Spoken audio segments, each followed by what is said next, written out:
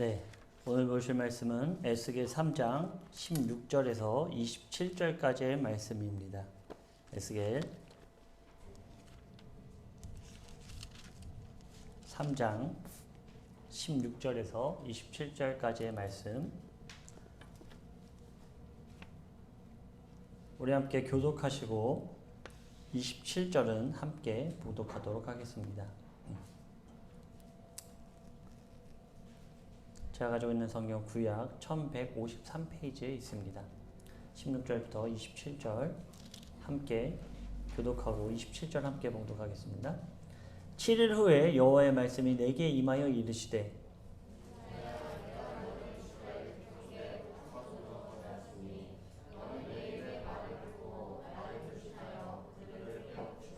가령 내가 악인에게 말하기를 너는 꼭 죽으리라 할 때 내가 깨우치지 아니하거나 말로 악인에게 일러서 그의 악한 길을 떠나 생명을 구원하게 하지 아니하면 그 악인은 그의 죄악 중에서 죽으려니와 내가 그 핏값을 내 손에서 찾을 것이고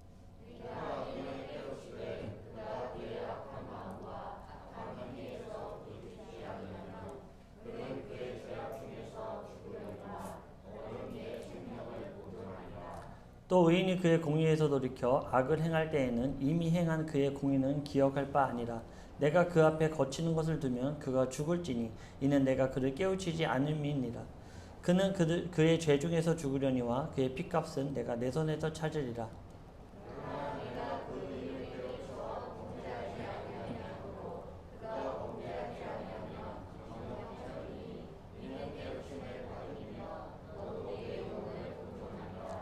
여호와께서 권능으로 거기서 내게 임하시고 또 내게 이르시되 일어나 들로 나아가라. 내가 거기서 너와 말하리라 하시기로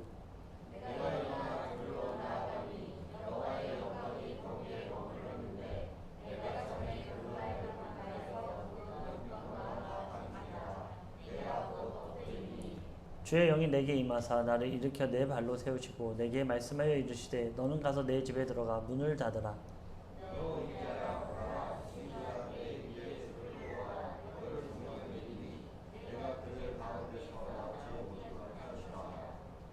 내가 내 혀를 내 입천장에 붙게 하여 내가 말 못하는 자가 되어 그들을 꾸짖는 자가 되지 못하게 하리니 그들은 패역한 족속임이니라. 그러나 내가 너와 말할 때 내 입을 열리니 너는 그들에게 이르기를 주 여호와의 말씀이 이러하시다 하라.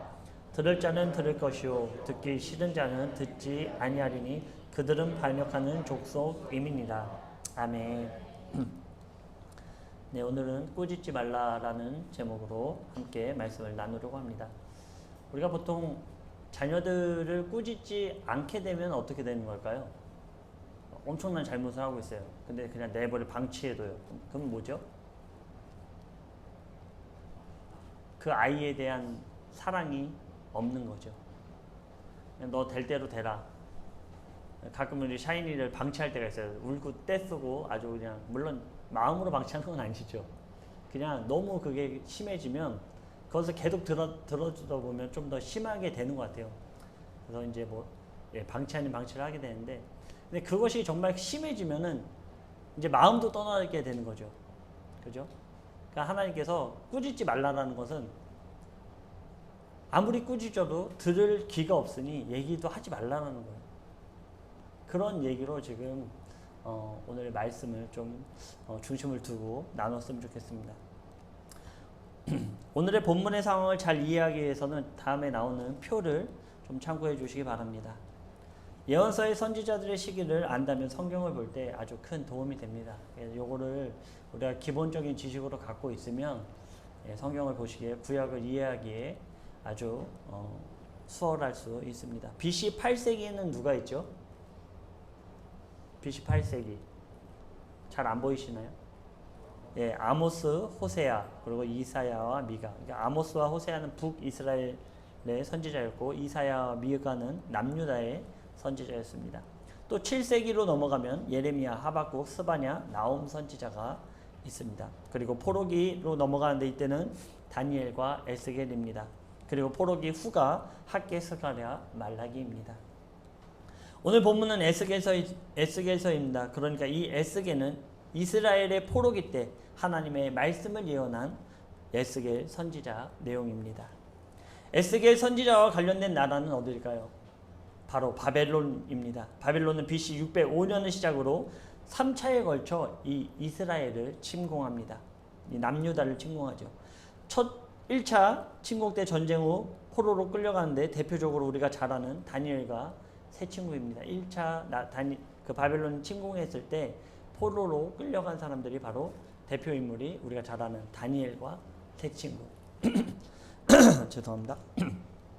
그리고 BC 597년에 바벨론 2차로 침공을 하게 됩니다. 이때 포로로 끌려간 사람이 대표적으로 누가 있을까요?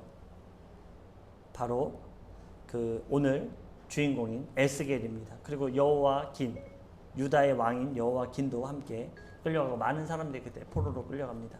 그리고 마지막 BC 586년에 3차 침공으로 예루살렘 성이 망하고 완전히 파괴되고 많은 그 결과를 맞이하게 됩니다. 에스겔은 포로로 끌려올 당시의 나이는 25살이었습니다. 오늘 본문의 시작은 30살이 된 에스겔을 하나님께서 선지자로 부르시는 내용으로 시작하죠. 에스겔 1장 1절입니다. 30째 해 넷째 달 초 닷새에 내가 그발강가 사로잡힌 자 중에 있을 때 하늘이 열리며 하나님의 모습이 내게 보이니.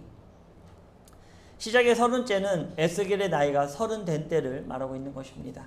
우리가 보통 30살 하면 떠올리는 분이 계신데 누가 있을까요? 30살 딱 하면 떠오르시는 분. 30살. 예수님 떠오르시죠.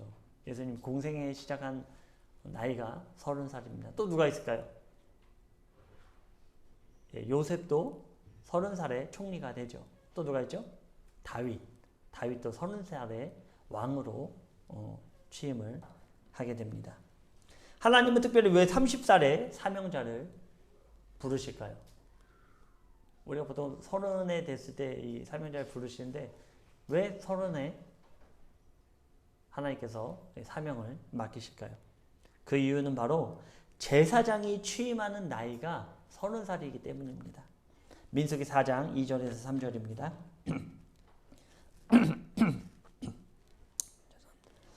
레위 자손 중에서 고앗 자손을 그들의 종족과 조상의 가문에 따라 집계할지니 곧 30세 이상으로 50세까지 회막에 일을 하기 위하여 그 역사에 참가할 만한 모든 자를 계수하라.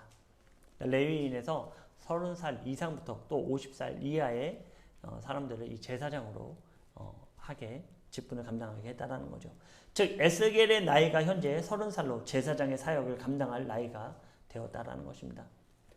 이 레이는요, 이 에스겔은 레이 지파로서 아버지가 부시죠. 부시의 아들로서 제사장 역할을 감당하게 될 그런 나이인데 지금 어디에 있죠? 바벨론의 포로로 끌려와 있는 것입니다. 바로 에스겔은 성전이 아닌 바벨론의 그발 강가에 있는 것입니다. 그러면 에스겔은 왜 그발 강가에 앉아 있었을까요? 그 이유는 시편 137편에 잘 보여주고 있습니다. 우리가 바벨론의 여러 강변 거기에 앉아서 시온을 기억하며 울었도다. 에스겔은 25살에 성전에서 봉사하며 30살이 되면 제사장이 되어 하나님을 섬기려 했지만 바벨론의 침공으로 모든 것이 무산되고 말았습니다. 그러니까 당시에 25살에 이제 성전에 들어가서 수습 기간을 한 5년 동안 가져요. 그리고 이제 30에 됐을 때 제사장으로 취임을 하게 됩니다. 그러니까 이 에스겔이 끌려온 나이가 25, 딱 그 성전에서 봉사할 나이에 끌려온 거죠. 그리고 이제 30살 제사장이 될 그 나이가 된 거예요. 근데 이 에스겔이 그발 강가에 앉아서 지금 뭘 하고 있는 거죠? 시온, 하나님의 성전을 생각하며 하나님의 은혜를 생각하며 하나님의 사랑을 생각하며 그곳에 앉아서 자신들의 형편을 돌아보며 슬피 울며 애곡하고 있었다는 거예요. 우리 민족의 현실, 우리 민족의 아픔을 바라보며 하나님께 간구하고 있었다는 거죠. 그러니까 에스겔은 이 민족을 향해 또 하나님의 그 마음을 헤아리며 기도했던 그런 모습을 가지고 있는 것입니다. 에스겔의 하나님을 향해 그리고 이스라엘 백성을 향한 마음이 또 어떠했는지를 우리가 잘 알 수 있는 대목이죠. 에스겔은 그런 마음을 갖고 있던 사람이었습니다. 그런데 그때 바로 하나님의 말씀이 에스겔에게 임합니다. 바로 제사장이 되는 나이에 에스겔을 선지자로 부르는 내용입니다. 그러면서 명하신 것이 에스겔 2장 3절에서 5절의 내용입니다. 에스겔을 부르시는데요. 이렇게 얘기하는 거죠. 내게 이르시되 인자야 내가 너를 이스라엘 자손 곧 패역한 백성 나를 배반하는 자에게 보내노라. 그들과 그 조상들이 내게 범죄하여 오늘까지 이르렀나니 이 자손은 얼굴이 뻔뻔하고 마음이 굳은 자니라. 내가 너를 그들에게 보내노니 너는 그들에게 이르기를 주 여호와의 말씀이 이러하시다 하라. 그들은 패역한 족속이라. 그들이 듣든지 아니 듣든지 그들 가운데 선지자가 있음을 알지니라. 지금 바벨론의 포로로 끌려온 것은 바로 하나님 앞에 범죄하였기 때문이라고 선포하라는 것입니다. 다른 말로 하면 현재 이스라엘 백성들은 자신들이 왜 이런 고통을 당하고 있는지조차도 깨닫지 못했다라는 것이요. 오히려 하나님을 원망하며 과연 우리의 하나님이 이 역사를 주관하는 분인지를 의심하고 있었다는 거예요. 정말 하나님 살아계신가? 왜 우리가 그러면 성전을 떠나 하나님 주신 땅을 떠나 이방의 나라의 노예로 살고 있는가? 하나님 과연 우리를 향한 그 역사를 갖고 계신 분인가? 이제는 의심하고 있었다는 것이죠. 하지만 하나님은 지금 에스겔을 불러 사명을 주시고 그 패역한 백성들에게 가서 하나님의 말씀을 선포하라는 것입니다. 이것의 의미는 너희가 패역할지라도 나는 너희를 붙잡고 있다라는 것을 의미하고 있죠. 우리가 하나님 앞에 너무나 패역해 있지만 그럼에도 불구하고 하나님은 끝까지 우리를 붙잡고 있는 이 모습을 에스겔에게 말씀하고 있는 것입니다. 에스겔은 마지막 시대와 깊은 연관이 있는데 현 세상이 이와 같은 것 같습니다. 사람들은 뻔뻔하고 마음이 굳어 살아계신 하나님을 패역하게 부르며 그분의 말씀을 귓등으로도 들으려 하지 않습니다.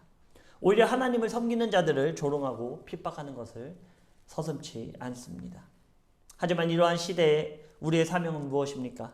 그들이 듣든지 듣지 아니하든지 하나님의 말씀, 즉 십자가의 보혈의 은혜와 심판을 반드시 선포해야 된다는 것입니다.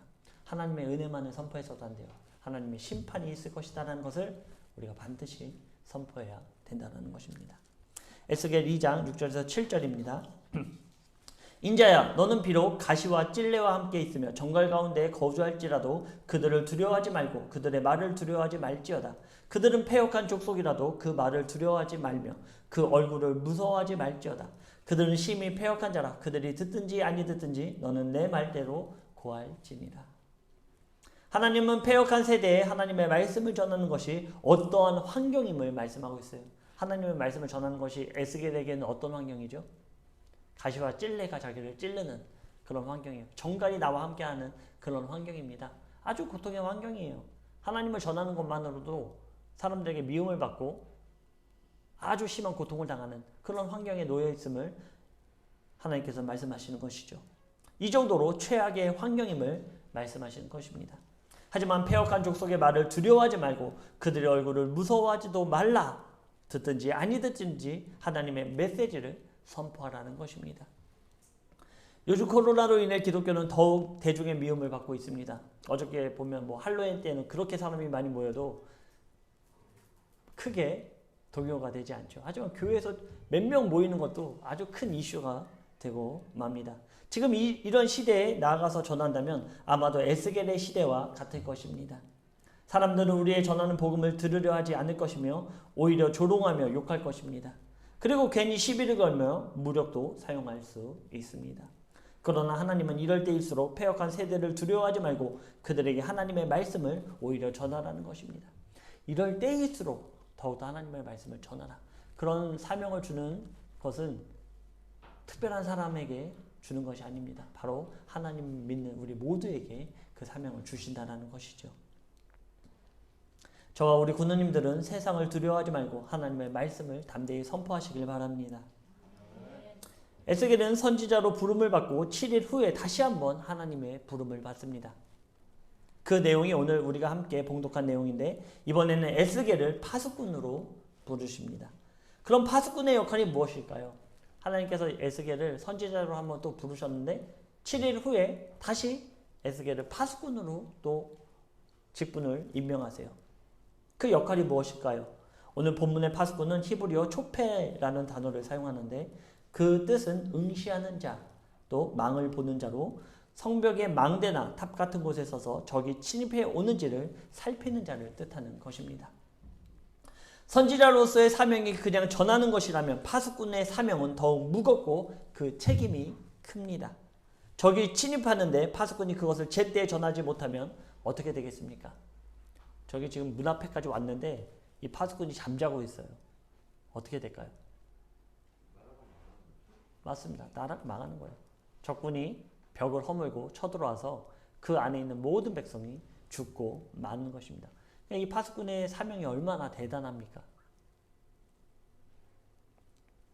즉 하나님은 에스겔을 이런 파수꾼으로 부르셨다는 것입니다. 그리고 그 파수꾼의 책임을 말씀하십니다. 그 내용이 3장 18절에서 21절의 내용입니다. 무엇입니까? 만약 하나님의 악인에게 너는 꼭 죽으리라 할 때 에스겔이 그 악인에게 하나님의 말씀, 그 메시지를 선포하지 않고 그 악인이 죽게 됐습니다. 그럼 그 악인이 어떻게 될까요? 당연히 사망의 지옥으로 가게 되죠. 그런데 그 핏값을 누구한테 찾는다고 합니까? 바로 에스겔의 손에서 찾는다라는 거예요. 왜? 네가 전하지 않았기 때문에. 네가 멸망이 오는데 선포하지 않았기 때문에 네 손에서 그 핏값을 찾겠다는 것입니다. 또 무슨 내용을 하고 얘기하고 있습니까? 악인이 있는데 그 악인에게 선포를 했어요. 그럼에도 불구하고 그 악인이 하나님의 말씀을 듣지 않았습니다. 그런데 그러면 그 악인은 어떻게 될까요? 죽겠죠. 지옥으로 가겠죠. 그런데 그 핏값은 네가 전했기 때문에 네 손에서 찾지 않겠다라는 거예요. 너의 생명은 보존될 것이다. 얘기하는 것입니다. 그리고 두 번째로는 의인에 대해서 얘기하죠. 의인이 있었는데요. 많은 공의를 베풀었어요. 그런데 어느 날 이 공의를 잊어버리고 악한 일을 하기 시작했습니다. 그런데 그렇다면 그 공의가 하나님 앞에서 생각날까요? 말씀에는 생각나지 않는다라는 거예요. 하나님은 그것을 기억해서 지워버린다는 것입니다. 그리고 그 악한 것으로 말미암아 죽는다라는 것이죠. 그런데 그때 에스겔이 전하지 않는다면 당신이 지금 의인으로 돌이키지 않으면 죽습니다. 이것을 전하지 않는다면 의인도 죽을 것이요 에스겔에게 그 핏값을 찾겠다라는 것입니다. 하지만 의인에게 돌이켜 의인에게 당신 지금 잘못을 하고 있습니다. 회개하십시오 얘기할 때 의인이 그것을 받아들였어요. 그러면 의인도 살고 에스겔도 영원히 보존된다라고 하나님께서는 말씀하시는 것입니다. 그렇습니다. 파수꾼은 그 책임이 아주 막중합니다. 아무리 뛰어난 지략과 무기가 있어도 적의 침입을 알지 못한다면 다 죽고 마는 것입니다. 하나님은 에스겔을 바로 이런 파수꾼으로 부르셨다라는 것입니다. 파수꾼은 멸망의 날이 가까움을 보여주신 것입니다. 에스겔 1장에서 3장에 나온 선지자와 파수꾼을 비교한다면 이렇게 예를 들어볼 수 있습니다. 자, 선지자는 이런 거죠. 사람들에게 언젠가는 전쟁이 날 거야. 그러니 평소에 항상 준비해. 이것이 선지자로 예를 들 수 있습니다. 그러면 파수꾼은 어떤 역할을 할까요? 파수꾼은요. 이제 적들이 곧 쳐들어와. 어서 무기를 들고 일어나. 이것이 바로 파수꾼의 역할인 것입니다. 저는 우리가 사는 이 세대에 믿는 크리스천은 선지자로서의 직분을 가지고 파수꾼으로서의 역할을 감당해야 한다라고 생각합니다. 하나님의 선포된 말씀, 이 복음을 가지고 세상은 듣든지 아니 듣든지 우리는 계속해서 전해야 됩니다. 반드시 기억해야 할 것은 하나님은 내 주변 사람들의 생명을 나의 손에서 찾으신다라는 거예요. 내 가족의, 내 이웃의, 내 친척의 죄값을 바로 나의 손에서 하나님께서 찾으신다라는 것입니다. 하지만 두려워하지 않아도 됩니다. 우리는 전할 뿐 믿음은 각자에게 있는 것입니다. 아무리 우리가 외쳐도 전혀 두려워하지 않는다면 그것은 우리가 감당할 수 있는 부분은 아닙니다. 하지만 가능하다면 끝까지 포기하지 않고 사랑하는 대상에게 외치시길 바랍니다. 그리고 나에게 주신 그리스도의 생명을 반드시 전하시길 바랍니다. 그런데 중요한 것이 파수꾼은 임박한 전쟁을 선포하는 것인데 여기서 임박한 전쟁은 무엇을 말할까요? 에스겔서에서 말하는 그 전쟁, 그러니까 성이 무너지는 그 일은 어떤 것을 나타내고 있을까요? 그것은 바로 아쉽게도 하나님의 심판의 멸망이 그 성을 들어오는 것을 얘기하고 있습니다. 그러니까 적들이 쳐들어와서 멸망하는 건 아니고요. 하나님의 백성들이 하나님의 말씀으로 살자라 패역한데 그 패역한 백성들을 심판하고자 들어오는 하나님의 심판을 얘기하고 있는 거예요. 근데 에스겔서에 잘 보면요. 하나님이 이런 말씀을 하세요. 얼마나 안타까운지. 내가 이제 성벽의 한 모퉁이를 무너뜨리고 그 속으로 멸망의 칼을 가지고 들어가는데 그 앞에서 막고 서 있는 자가 없다라는 거예요. 그 무너진 성벽에 나아가서 두 팔을 벌리고 하나님 우리를 살려주십시오. 하나님 이 멸망 가운데 이 백성을 긍휼히 여겨주십시오. 이렇게 얘기하는 선지자 단 한 명이 없다라는 것입니다. 그래서 내가 그 곳으로 들어가서 멸망시킬 수밖에 없다. 이 말씀을 하시는 거죠. 뭐 에스겔에서 우리가 나중에 나눌 수 있겠지만 예루살렘 성이 아까도 말씀드렸지만 586년에 철저하게 무너지고 말아요. 그 얘기를 지금 하고 있는 것입니다. 왜냐? 백성들이 하나님 앞에 너무나 패역했거든요. 너무나 하나님의 말씀을 듣지 않았어요. 아무리 외쳐도 귀등으로도 듣지 않았습니다. 그리고 이어서 하나님은 에스겔에게 첫 번째 임무를 주십니다. 그것은 에스겔의 혀를 입천장에 붙게 하여 말 못하는 자가 되어 그들을 꾸짖지 못하게 하는 것입니다. 그 이유가 무엇입니까? 에스겔 3장 26절입니다. 내가 내 혀를 내 입천장에 붙게 하여 내가 말 못하는 자가 되어 그들을 꾸짖는 자가 되지 못하게 하리니 그들은 패역한 족속임이라. 그 이유는 말로는 더 이상 하나님의 말씀을 들을 자들이 아니다라는 것입니다. 그 정도로 패역해 있고 그 정도로 타락해 있다는 것입니다. 지금 이 세대가 그렇죠. 말로 꾸짖는다고 해서 듣는 세대가 아닙니다. 아무리 말을 해도 들을 수 있는 세대가 아니에요. 그런데 에스겔이 보면 하나님의 심판이 성전에서 시작됐는데 이것은 하나님을 믿는다고 하는 우리들에게 하나님께서 말씀하시는 것입니다. 하나님의 심판이요 성전에서 시작돼요. 그 뜻이 무엇입니까? 믿는 우리들부터 시작된다는 거예요. 하나님의 교회를 나오지만 하나님의 성전에 나와 하나님의 말씀을 듣는다고 하지만 그 말씀대로 살지 못하는 우리들의 이 패역한 세대 가운데 이 패역한 교회 가운데 먼저 심판을 하나님께서 시작된다는 거예요. 우리의 믿지 않는 사람들을 대상으로 말씀하시는 게 아니에요. 하나님을 믿는다고 하는 우리들에게 하나님은 심판을 말씀하시는 것입니다. 그리고 그 중심에는 누가 있을까요? 제사장, 즉 목사들이 있어요. 어떻게 너희들은 그 성전이 무너진 곳에 나아가서 이 백성들을 위해서 외치지 않느냐 이거예요. 왜 이 백성들이 죽어가고 있는데 너희들도 그곳에 참여해서 똑같이 패역한 짓을 하고 있냐라는 것이죠. 그러기에 하나님이 택하신 방법은 말로 꾸짖는 것이 아닌 바로 행동으로 보이는 것입니다. 에스겔은 하나님의 첫 사명을 받고 말 못하는 자가 되어 자신의 행위로 하나님의 심판을 선포합니다.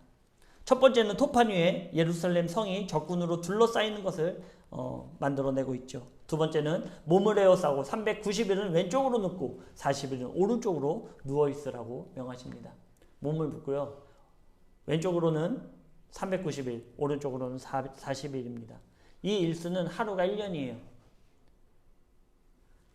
이 이스라엘 백성들이 하나님 앞에 패역한 날수를 더해서 너희가 에스겔 네가 이렇게 누워 있으라는 거예요. 북이스라엘은 390년 동안 하나님 앞에 패역했습니다. 하나님의 말씀을 듣지 않았어요. 하나님을 믿는다고는 했어요. 하나님을 섬긴다라고는 했어요. 그런데 그들에게 진정한 신은 하나님이 아니었다라는 거죠. 만몬의 신을 쫓아가고 물질을 쫓아가고 푸녀를 쫓아가고 음란을 쫓아갔던 그 세대들. 그리고 40일은 바로 남유다의 죄악, 북이스라엘보다는 훨씬 낫죠. 그럼에도 불구하고 이 40년 동안 하나님 앞에 패역했다라는 것입니다. 세 번째는 옆으로 눕는 390일 동안은 인분으로 떡을 구워서 먹으라고 해요. 사람의 똥으로 떡을 구워 먹으라는 거예요. 에스겔이 하나님께 간 거죠. 하나님, 제가 성결하게 살았습니다. 범죄하지 않았습니다. 그랬더니 하나님께서 그러면 인분으로 하지 말고 소똥으로 하라 그래요. 하나님께서 에스겔의 말을 들어주는 거죠. 네 번째는 자신의 머리털과 수염을 깎아 저울에 달아 나누고 예루살렘에 에워싸이는 날이 차거든 3분의 1은 성 안에서 불사르고 3분의 1은 성읍 사방에서 칼로 치고 또 3분의 1은 바람에 흩으라고 명하십니다. 무슨 내용입니까? 3분의 1은 성원에서 죽고 3분의 1은 사방으로 도망가다가 칼로 맞아 죽고 3분의 1은 바람에 흩어서 각 나라로 흩어지는 그 내용을 지금 말씀하고 있는 것입니다. 이것은 모두 그들의 죄로 인한 하나님의 심판을 경고하는 메시지입니다. 말을 하고 또 말을 하고 그럼에도 불구하고 듣지 않는, 사실 한국교회도 많은 전도를 하였습니다. 하지만 전도하면 떠오르는 것이 바로 이러한 이미지입니다. 복음을 전하기보다는 교회를 전하는 모습이 더 강한 현대교회들, 이것은 우리가 코로나 시대에 반드시 회개해야 할 문제입니다. 정말 우리 한국교회가 회개해야 돼요. 한국교회가 교회를 채우는 것에 급급했던 이 모습을 회개해야 됩니다. 우리 교회에 더 나오게 하는 것, 하나님의 복음을 전하고 있는 것이 아니에요. 내 교회를 자랑하는 것이. 저기 어디 예수님이 있습니까? 본인들의 교회는 있죠.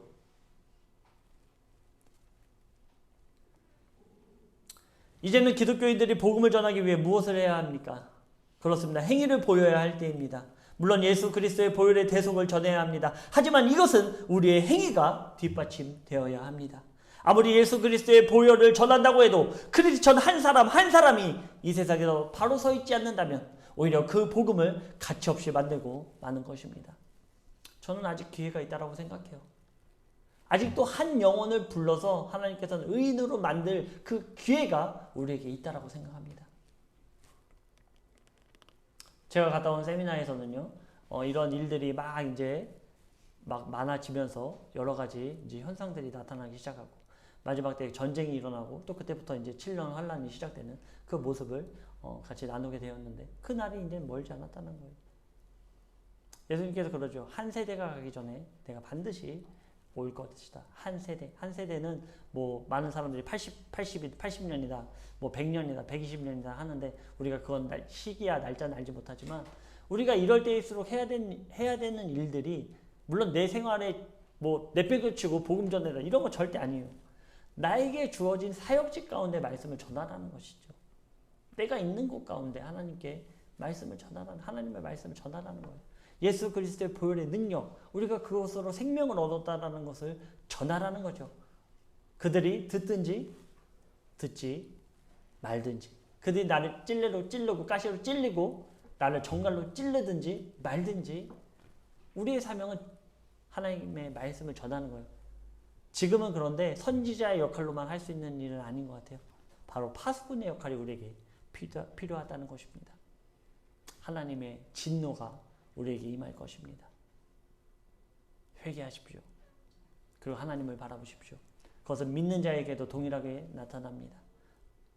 물론 믿지 않는 사람에게는 말할 것도 없죠. 하나님이 진정으로 우리에게 원하시는 것은 이 세상의 빛과 소금의 역할을 감당하는 것입니다. 어두운 곳을 그리스도의 영광의 빛으로 비추고 썩어가는 것을 방지하며 맛을 내는 것입니다. 지금 우리가 사는 세대가 결코 에스겔의 세대와 다르지 않다라고 저는 생각합니다. 에스겔서는 마지막 때의 그런 환란의 내용들을 담고 있어요. 굉장한 예언을 우리에게 얘기하고 있죠. 세상은 말씀과 같이 하나님의 말씀을 들으려 하지 않을 것입니다. 안 들어요. 귀를 막아버렸습니다. 눈을 가려버렸어요. 보려고 하지도 않고요. 들으려고 하지도 않을 거예요. 하지만 세상을 두려워하지 마시고 이 세상을 이기신 예수 그리스도를 바라보시기 바랍니다. 나의 힘으로 하는 것이 아닌 하나님이 에스겔에게 능력을 주신 것처럼 하나님의 복음을 전하려는 우리 모두에게 이러한 능력을 주실 것입니다. 하나님의 능력을 체험하고 싶다면, 제가 누누이 말씀드리지만 하나님의 복음을 전할 때 그 능력을 나의 가정에서, 나의 생활에서, 나의 주변에서 체험할 수 있습니다. 복음을 전하지 않으면요, 능력이 나타날 수 없어요. 왜냐? 복음서에 봐도 복음을 전할 때 하나님께서는 능력을 주세요. 예수님께서는 제자들 보내면서 빈손으로 보내지 않죠. 능력을 주십니다.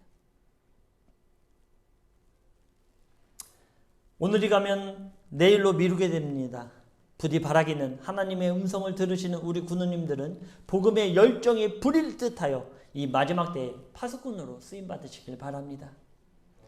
에스겔과 같이 가족을 사랑하고 이웃을 사랑하며 민족을 사랑하는 마음으로 눈물로 기도하며 나의 행위와 나의 입술로 예수 그리스도의 사랑을 전하시기를 주님의 이름으로 축원드립니다. 기도하겠습니다.